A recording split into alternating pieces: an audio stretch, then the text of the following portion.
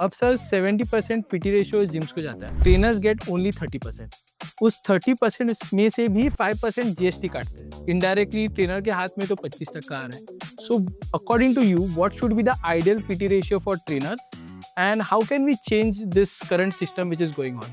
See, if I talk about a gym business, okay, since I have also done gym management, I have handled gyms, okay, my belief is that initially the beginning में ही जो ratio होना चाहिए, it should be beginning में 50-50%. तो एक trainer जब आपके पास आता है, मैं beginning से start कर रहा हूँ, एक ट्रेनर आपके पास आया, आपने उसको as a general trainer recruit किया, कुछ महीनों तक आपके पॉलिसी के अनुसार 2 महीने 3 महीने 6 महीने वो general trainer as a general trainer उसने काम किया।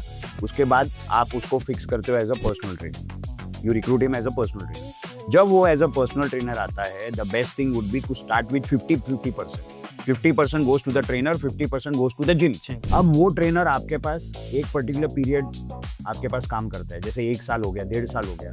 यू कीप अ पॉलिसी कि जहाँ पर लोग आपके साथ में है इतने सालों से, they are loyal to you, तो आप बाद में उसका जो इंसेंटिव रेशियो है वो बढ़ाइए। आप make it 60-40, 60 to the trainer, 40 to the gym. ये आप करिए। वाई? एक पर्टिकुलर सिचुएशन के बाद, एक पर्टिकुलर पीरियड के बाद में the trainer becomes very popular amongst the clients, amongst the members. Mouth publicity से भी लोग आपके पास आते हैं। अभी हम जब पर्सनल ट्रेनर्स थे, when we were personal trainers, we used to train people. The training used to be so good कि वो 4 लोगों को बोलते थे और उसमें से 2-3 लोग आते थे कि we want to take your training, but we want to take your training मतलब they also become a gym member ना, they have to take membership of the gym and then they have to pay for the personal training. So this is because of that trainer also.